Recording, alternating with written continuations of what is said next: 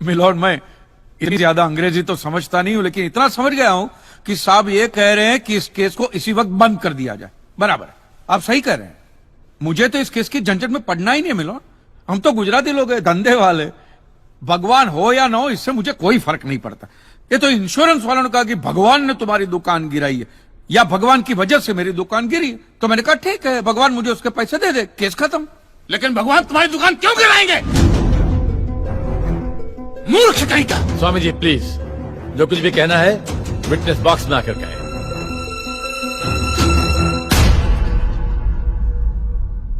एतस्य पातिकीं क्षम्यताम्, एतस्य पातिकीं क्षम्यताम्।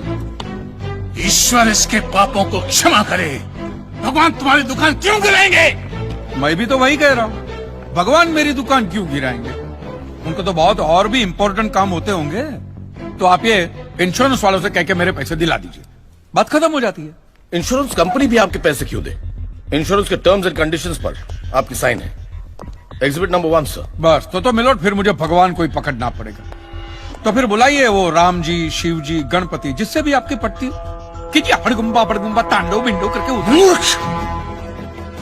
मोक्ष की प्राप्ति होती है तभी भगवान मिलते हैं। तेरे जैसे तुच्छ मनुष्य के लिए भगवान धरती पर नहीं आएंगे। होंगे तो आएंगे ना महाराज। अरे क्या इतना लाखों का टर्नओवर है आपको, और थोड़ा ही सेटलमेंट करना, कर दीजिए। मैं तो कैश डिस्काउंट भी दूंगा। सच। I object my lord. भगवान की सेवा कार्य को धंधा कह रहे मिस्टर कांजी, बिजनेस? हाँ, ये बिजनेस ही है मिलोड, बिल्कुल बिजनेस है ये। किसी भी धर्म स्थल पे जाइए तो सबसे पहले पार्किंग का पैसा दो, फिर वो छोटी लाइन, स्पेशल लाइन में खड़े रहने का पैसा, फिर फूल, चद्दर, कैंडल खरीदने का पैसा, और दान पेटी बिल्कुल मूर्ति के सामने ही रखते, जैसे सर झुका पैसा डालना पड़ता है। और ये लोग तो भगवान के प्रसाद के लड्डू का भी पैसा लेते हैं मिलोड। जिस तरह म्यूजियम में मोम का पुतला दिखाकर पैसे लिए जाते, बस मंदिर में पत्थर का पुतला दिखाकर पैसे ले लेते। और पुजारियों की तो सैलरी भी होती है, इनकी छोटी है, उनकी बड़ी है। और आपको तो इनकम टैक्स में भी बेनिफिट है कि नहीं है? तो फिर इसमें सेवा कहां से है? और मिलोड, ये तो ऐसा धंधा है जिसमें कभी भी रिसेशन नहीं आता। नहीं, उल्टा रिसेशन में तो इन लोगों का धंधा डबल हो जाता है। हे भगवान, भाई भगवान, हो भगवान। रिलैक्स। चलो मान लीजिए कि ये लोग धंधा करते हैं, फिर भी आपको पैसा क्यों दे? इंश्योरेंस में आप प्रीमियम भरते, इसलिए आप इंश्योरेंस से पैसे मांग सकते हैं, लेकिन मंदिर वाले आपको पैसा क्यों दे? क्योंकि मैंने इनके मंदिरों में भी प्रीमियम भरे हैं महाशय। What nonsense? ये मुझे विश्वास था, आप मेरी बात का विश्वास नहीं करेंगे, इसलिए मिलोड में सारे प्रूफ साथ लेकर ही आया। ये देखिए, ये सब रिसीट मिलोड उस प्रीमियम की है जो मैं पिछले 18 सालों से भरते आ रहा हूं, मेरी वाइफ के कहने की वजह से। ये देखिए, पहला प्रीमियम मैंने भरा था 1501 रुपये का, साउथ में बहुत बड़ा मंदिर है, उसमें मैंने पैसे भरे थे। देखिए, फिर ये देखिए, हर साल 1000 रुपए भर रहा हूं आपके गणपति के स्टॉल में। देखिए, उसे स्टॉल नहीं मंडप कहते हैं। मिलोड, वो मेरी सासू माँ बीमार रहती थी, तो मंदिर वालों ने कहा कि 11,000 रुपया दो, पूजा कराओ, फिर देखो। तो पूजा कराई और सासू माँ टपक गई। चलो वो तो अच्छा हो, लेकिन 11,000 भी गए, वो एक भी रुपया रिफंड का नहीं दिया उन्होंने मुझे। फिर ये देखिए, ये मस्जिद का चंदा, दरगाह की चद्दर, चर्च की कैंडल, फकीर की झोली, बाबा की अगरबत्ती, माँ की चुंदड़ी, टोटल में 10-10.5 लाख रुपया इन सारी दुकानों में भर चुका हूं। बस! बस! क्या दुकान लगा रखा है? इसे मंदिर कहते हैं, मंदिर! और मंदिर में लोग अपने परिवार की शांति और समृद्धि के लिए अपनी इच्छा से पैसा देते हैं। तो मैंने भी मेरे परिवार की शांति और समृद्धि के लिए ही पैसे भरे थे महाराज, कोई गन्ना चूसने के लिए इन्वेस्ट नहीं किए थे। लेकिन आपके भगवान ने मेरी शांति उखाड़ के फेंक दी, क्योंकि भूकंप तो मिलोड सिर्फ भगवान ही ला सकते, इंसान के बस की तो बात है ही नहीं। तो मुझे बताइए, मेरा हक नहीं बनता भगवान से पैसे वसूलने का? मिस्टर कांजी, आपका झगड़ा भगवान से है ना, तो डायरेक्ट भगवान से पैसे मांग लीजिए ना, मंदिरों के पास क्यों मांग रहे? वकील साहब, आपके घर में बिजली या इलेक्ट्रिसिटी कौन सी कंपनी की आती है? रिलायंस की ना। तो घर में जब कभी भी बिजली का प्रॉब्लम होता है तो आप रिलायंस की ऑफिस में ही फोन करेंगे ना, सीधे अनिल अंबानी को तो नहीं बुलाएंगे ना। अनिल भाई आओ लाइट गई, अनिल भाई आओ लाइट गई। साइलेंस। आप कहना क्या चाहते हैं? What do mean? ये जो साधु यहाँ है, ये जो पंडित जी यहाँ है, ये क्या भगवान के ऑफिसर्स हैं? नहीं नहीं, ये लोग ऑफिसर्स नहीं है भाई। ऑफिसर तो पढ़े लिखे लोग होते हैं। ये लोग तो देखो देखो मुंह देखो, सेल्समैन है मिलोड, सेल्समैन। ये भगवान के कलेक्शन एजेंट है, क्योंकि इन्होंने भगवान की फ्रेंचाइजी ली। न्यायाधीश महोदय, ये मनुष्य नास्तिक है। जो ये कह रहा है उसका ज्ञान स्वयं से नहीं है, परंतु हम तो साधु हैं, इसे क्षमा कर देते हैं। लेकिन इस अधम पाप के लिए दुनिया इसे कभी माफ नहीं करेगी। तेरा घर से निकलना कठिन हो जाएगा अगर भगवान के विरुद्ध कुछ भी कहा तूने। मैया मोरी, ये आपको मेरी चिंता हो रही है कि मिलोड के सामने मुझे चेतावनी दे रही हैं? हमें जीव मात्र की चिंता है। तो फटाफट पैसे निकाले, बात खत्म कीजिए फिर। My Lord, this is enough. ये डोनेशन रिसीट्स है, जनरल सबमिशन। भगवान और मेरे क्लाइंट के बीच कोई एजेंसी एग्रीमेंट नहीं है। कांजी बेतु की बात कर रहे हैं। इतनी छोटी सी बात के लिए भगवान पर केस नहीं हो सकता। छोटी बात मिलोड, ये छोटी बात नहीं है। वो दुकान मेरा सब कुछ है, मेरी रोजी रोटी, मेरे बीवी बच्चों का सहारा वो दुकान है। और एक एक रुपया जोड़ के दिन रात की मेहनत के बाद मैंने वो दुकान बनाई थी। आज वहां पे सिर्फ जमीन का टुकड़ा रह गया है, वो भी कोई लेने को तैयार नहीं है। ये मंदिर वाले कहते हैं श्रद्धा से दान दो, आपका कभी बुरा नहीं होगा। और ये इंश्योरेंस वाले कहते हैं टाइम पे प्रीमियम दो, बुरा हुआ तो हम है ना। तो मैंने तो दान भी दिया है मिलोड, और प्रीमियम भी भरे, और आज दोनों के दोनों ने हाथ ऊपर कर लिए। मैं एक मामूली आदमी, मिडिल क्लास मैन, मेरा परिवार, मेरे बीवी बच्चे रास्ते पे आ जाएंगे। नहीं मिलोड, आपको मेरी बात इस अदालत में रखने का मुझे मौका देना ही चाहिए। और भारत का संविधान भी मुझे मेरी बात इस अदालत में रखने का हक देता है। Please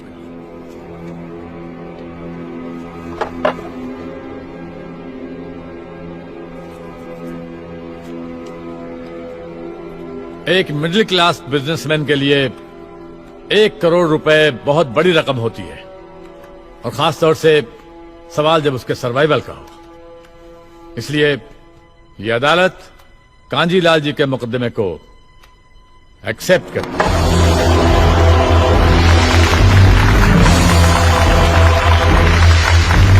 silence. और सारे एविडेंस और आर्गुमेंट्स को अच्छी तरह एग्जामिन करने के बाद यह फैसला देगी कि मिस्टर कांजीलाल को इनके पैसे मिलेंगे या नहीं। अगर मिलेंगे तो कौन देगा, इंश्योरेंस कंपनी या फिर मंदिर? Court is adjourned for the day.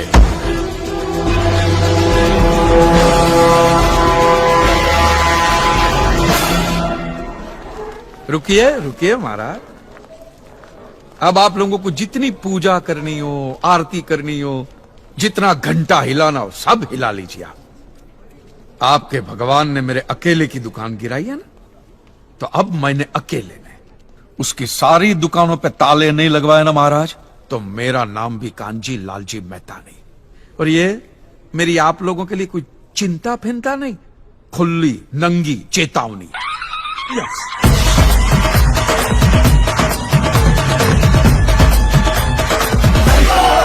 ये असलम भाई थोड़े डरे हुए हैं। आदाब।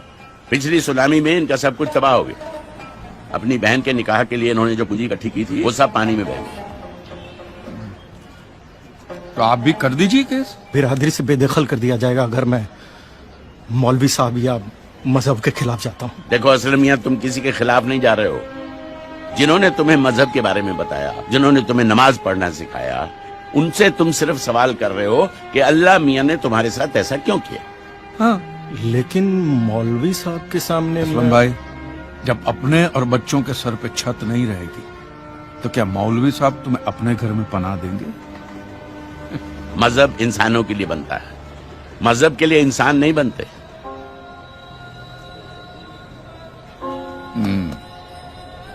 हनीफ भाई, इन सबके पेपर तैयार करने में कितना टाइम लगेगा?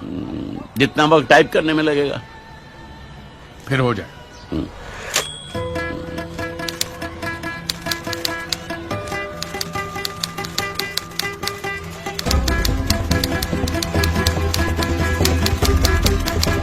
कांजी मेहता। इंश्योरेंस कंपनी और धार्मिक संस्थाओं के बीच फंस चुके हैं advocate Sardesai. For God sake prove that God exist and नहीं, गॉड पे एवरीथिंग। मंदिर, मस्जिद, चर्चेस, डेल पे एवरीथिंग। अरे ओ कांजी, तुम्हारी लड़ाई तो तुम्हारे भगवान से थी ना, साइलेंस प्लीज। तो हमें यहाँ क्यों बुलाया है? मौलवी साहब, किस धर्म के भगवान की परमिशन की वजह से ये भूकंप आया था, या वो सुनामी आई थी, या कौन सी कुदरती आफत आई थी, वो मैं कैसे बता सकता हूं? ये तो आप लोगों का डिपार्टमेंट है ना। जब साहब ये लोग एवरी डे ऊपर वाले के टच में रहते, सुबह शाम बात होती ही रहती है, तो आपस में तय करके बता दीजिए वो किस धर्म का ऊपर वाला था जिसने काम किया। हमारा ईश्वर हमारे धर्म के मनुष्य का अहित क्यों करेगा? God will never do such a thing. Silence, please. He loves his children. तो क्या हमारा अल्लाह नफरत करता है उसके बंदों से? रिलैक्स। अपनी जगह पर बैठ जाइए। इतने सारे केसेस को स्टडी करने के लिए इस कोर्ट को कुछ और वक्त चाहिए। इस मुकदमे से ताल्लुक रखने वाला कोई भी शख्स देश से बाहर नहीं जा सकेगा। क्या? The court is adjourned.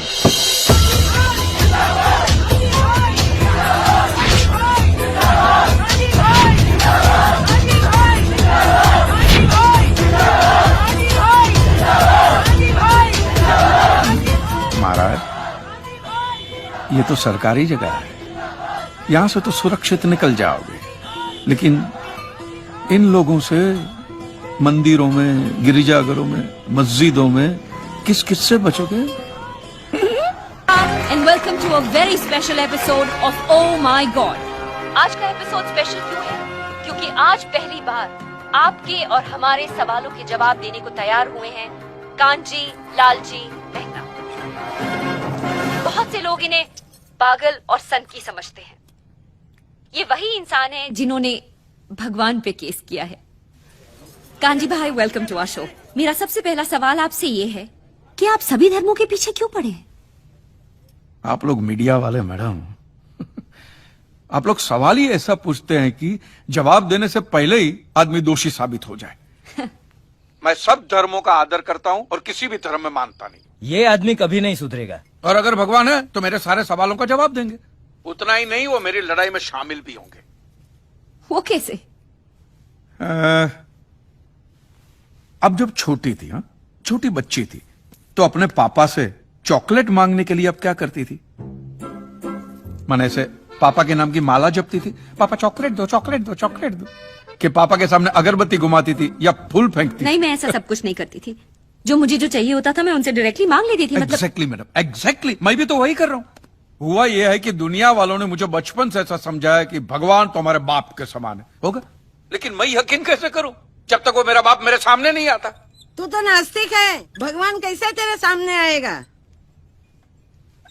माँ जी आप खाइए। कांची भाई, वैसे तो मैं भी मानता हूँ कि भगवान हमारे पिता समान है। हाँ। तो क्या वो मेरे सामने आएंगे? आप ये मंदिर मूर्ति वगैरह में मानते हैं? हाँ मानता हूँ। तो वो तुम्हारे सामने नहीं आएंगे। लेकिन क्यों?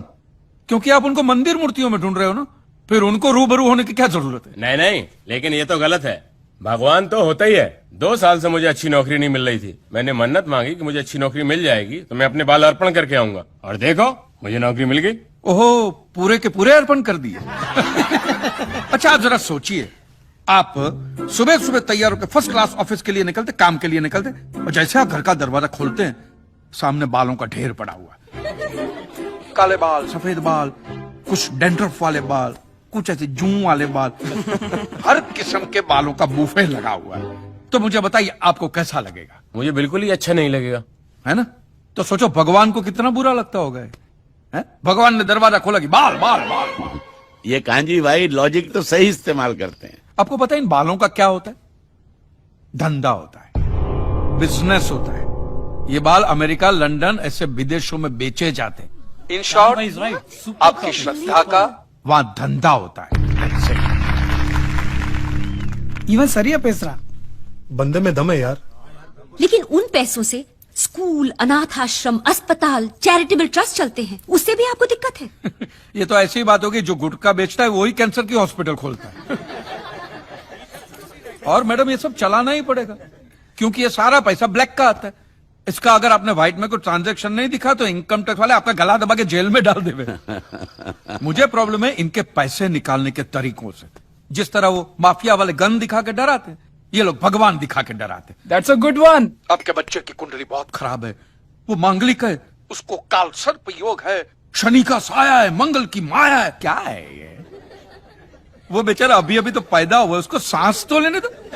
फिर इस सब के इलाज के लिए वो लोग पूजा पाठ की बंदूकें निकालते हैं, और जीते जी तो छोड़िए, ये आपको अगले जन्म के लिए भी डराते हैं। हाँ, कि अगर इस जन्म में आपने ये किया तो अगले जन्म में कुत्ते बनोगे, या अगर ये किया तो कीड़े बनोगे, मकोड़े बनोगे, नर्क में जाओगे। और फिर तो नर्क का पूरा मेनू कार्ड भी पड़ता है कि आपको वहां कांटों के बिस्तर पे सुलाया जाएगा, आग के दरिया में झोंका जाएगा, गर्मा गर्म तेल में फ्राई किया जाएगा। मैं आदमी हूं कि पकोड़ा हूं?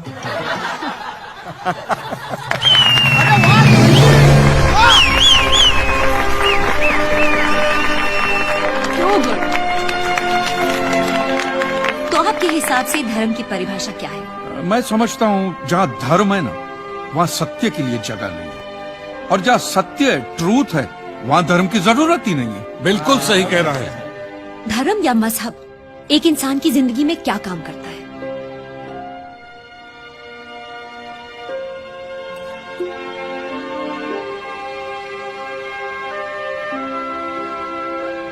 मेरे हिसाब से तो एक ही काम करता है, या तो वो इंसान को बेबस बनाता है या फिर आतंक उड़ाता है।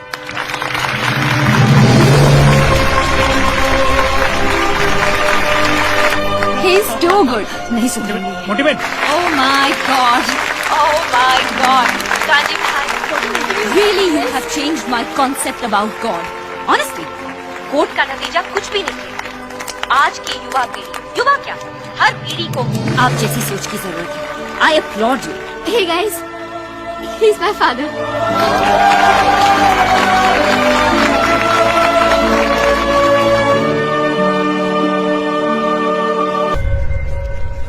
सिद्धेश्वर महाराज, आपकी ये मंदिर वाली जो जगह है वो कितने एकड़ में फैली हुई है? 22 एकड़ में, 22। जिसमें 322 छोटे छोटे मंदिर हैं भगवान के। ओहो, माने भगवान का पूरा शॉपिंग मॉल ही सजा के रखा है। साइलेंस। और इन सारे मंदिरों में भगवान की सेवा के लिए 142 पुजारी हैं, समझा? आपके मंदिर के बाहर भिखारी कितने बैठते हो पता है आपको? क्या? भिखारी अंदर की 320 मूर्तियां, 142 पुजारी याद है आपको, लेकिन आप ही के मंदिर के बाहर बरसों से कितने भिखारी बैठते हो याद है आपको? मिलॉर्ड, इनके मंदिर के बाहर जो भिखारी बैठते हो उसमें किसी को भी मंदिर के अंदर एंट्री नहीं है। अब धूप हो, बारिश हो, बाहर सड़ते रहने का, अंदर पैर नहीं रखने का। ना मत कहना, ये आप ही के मंदिर के पुजारी ने मुझे बताया था। उसने तो मुझे ये भी बताया था महाराज, कांजी भाई, ये केस अगर आपको जीतना है ना भैया, तो हर सोमवार को आइए। तो मैंने पूछा मिलोड कि मैं कहाँ हूं? तो कहते हैं शिव जी के मंदिर में आइए और 1 लोटा दूध चढ़ाइए, फिर देखिए। मैंने बोला ठीक है, ये भी करके देख लेते। तो मिलोड में पहुंच गया मंडे को दूध का लोटा लेकर। ये लंबी लाइन लगी हुई, सबके सब हाथ में लोटा पकड़ के खड़े हुए थे ऐसे।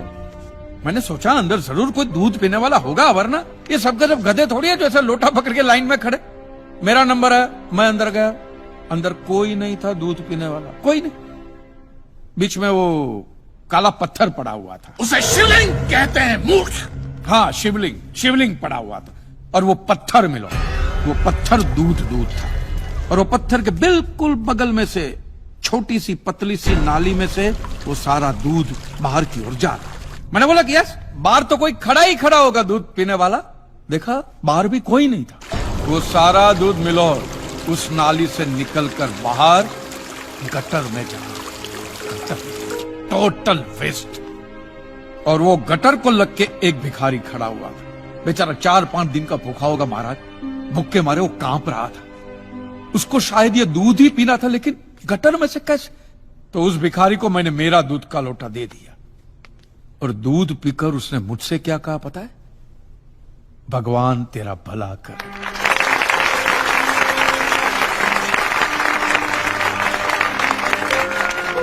तो मंदिर में आने वाला एक एक इंसान वो पत्थर पे दूध डालने के बजाय किसी गरीब के पेट में डाले ना, तो सबसे ज्यादा पुण्य मिलेगा। नहीं? और हाँ मौलवी साहब, किसी दरगाह पे फूलों की चादर उड़ाने के बजाय किसी नंगे फकीर के बदन पे कपड़ों की चादर उड़ाई जाए ना तो अल्लाह को बहुत खुशी मिलेगी। और जीसस के सामने मोमबत्तियां जलाने से अच्छा है किसी गरीब की झोंपड़ी में जलाइए, तो उसके घर में कभी अंधेरा नहीं होगा। क्यों, तुम भी भगवान को नहीं मानते क्या? अरे मैं खुद भगवान हूँ। अच्छा, तो मैं अमिताभ बच्चन हूँ। देखो कांजी, दूध, चद्दर, मोमबत्ती ये सब चढ़ाना एक प्रथा है। भगवान की पूजा अर्चना, इन सब का मूल्य तुम नहीं समझोगे क्योंकि तुम एक नास्तिक हो।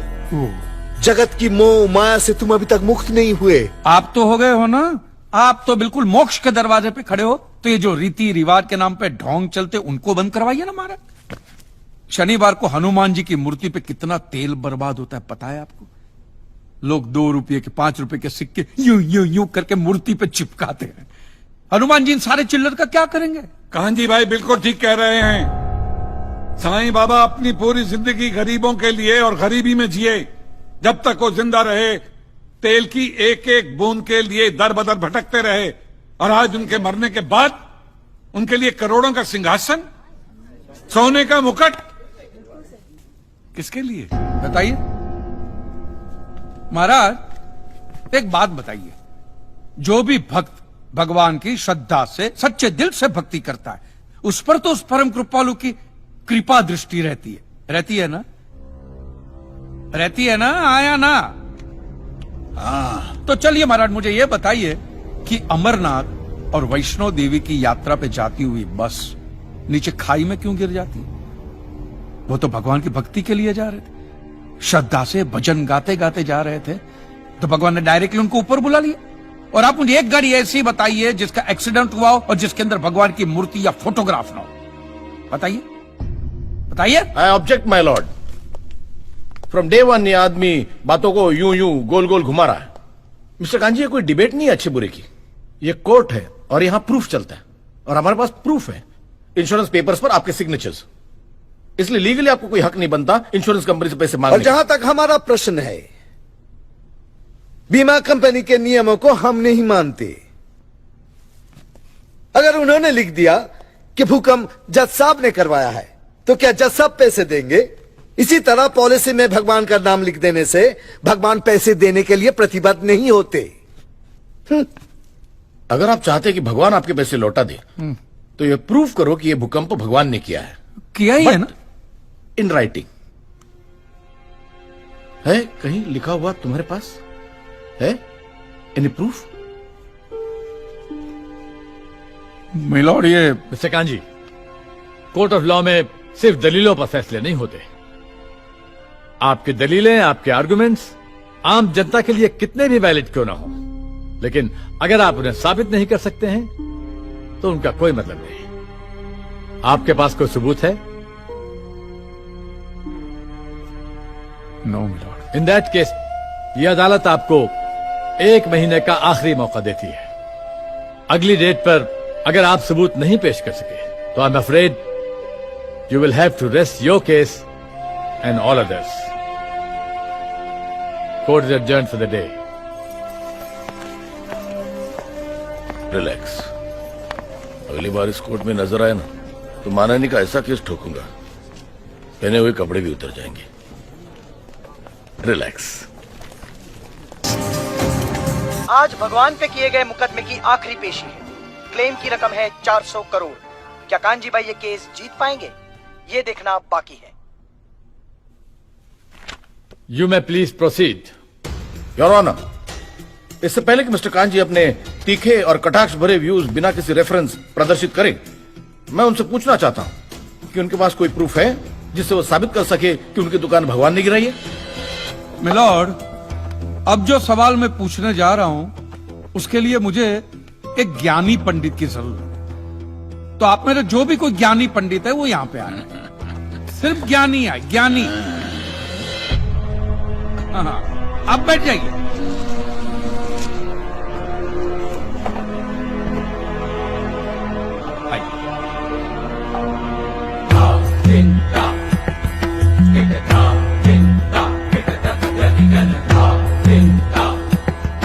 Get it now. आप जो पंडित लोग आपके प्रवचन में जो शास्त्रों की बातें करते हैं, तो शास्त्रों में जो भी लिखा होता है वो सब सही होता है?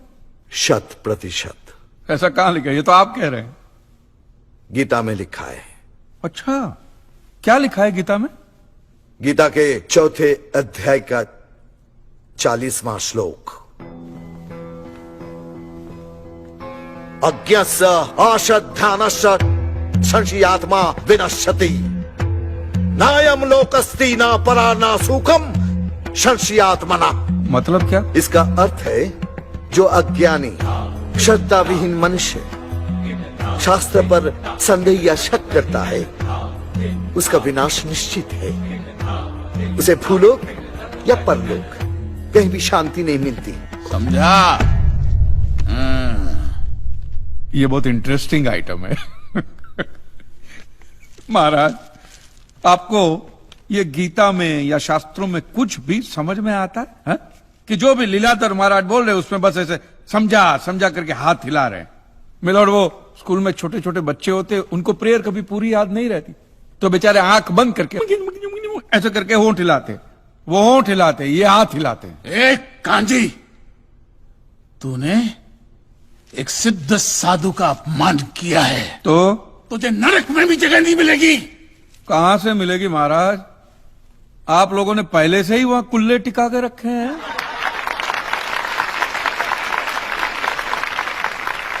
तेरा ये दुस्साहस नास्तिक!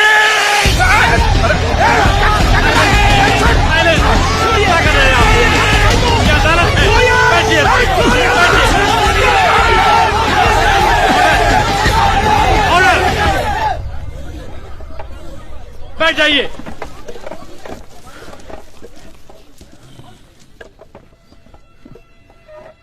दुखेष्वनु द्विग्न मनः सुखेषु विगत स्पृह वितराग भय क्रोध स्थित धीर मुनि रुच्यते। अध्याय 2 श्लोक 56वां। अर्थात जिस मनुष्य के लिए सुख और दुख समान अवस्था है, जो भय और क्रोध से मुक्त है, जो स्थिर बुद्धि वाला है ना, वही सिद्ध पुरुष कहलाता है।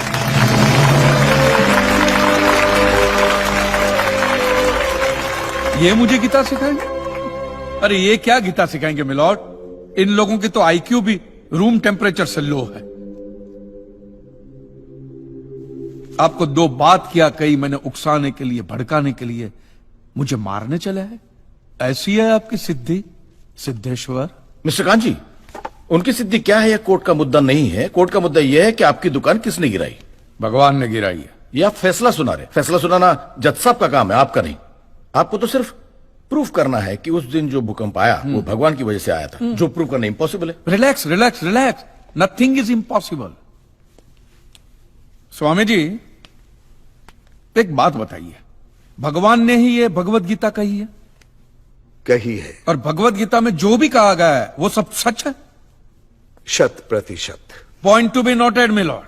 तो मुझे एक बात बताइए कि भगवान ने भगवत गीता के 9वें अध्याय के 8वें श्लोक में क्यों ऐसा कहा है कि पूरी सृष्टि का सर्जन मेरी इच्छा से हुआ, इसका विनाश भी मेरी इच्छा से होगा, ये पूरी सृष्टि मेरी इच्छा के अधीन है, इसके सर्जन और विनाश के लिए सिर्फ मैं और मैं ही जिम्मेदार हूं। और ये देखिए मिलॉर्ड, ये बाइबल में भी कहा गया है, Aiza chapter 54 verse 16। See, it is I who have created the smith who blows the fire of coals and produces a weapon fit for his purpose. I have also created the ravager to destroy. अब ये देखिए, ये कुरान शरीफ में भी है। सूरह जलजला 99 आयत 1 से 8 में भी लिखा है कि जब जमीन अपनी पूरी शिद्दत के साथ हिला डाली जाएगी और जमीन अपने अंदर के सारे बोझ को निकालकर बाहर डाल देगी और इंसान कहेगा कि ये उसको क्या हो रहा है, उस दिन वो अपने ऊपर बीते हालात बयां करेगी, क्योंकि तेरे रब ने उसे ऐसा करने का आदेश दिया होगा। रब ने।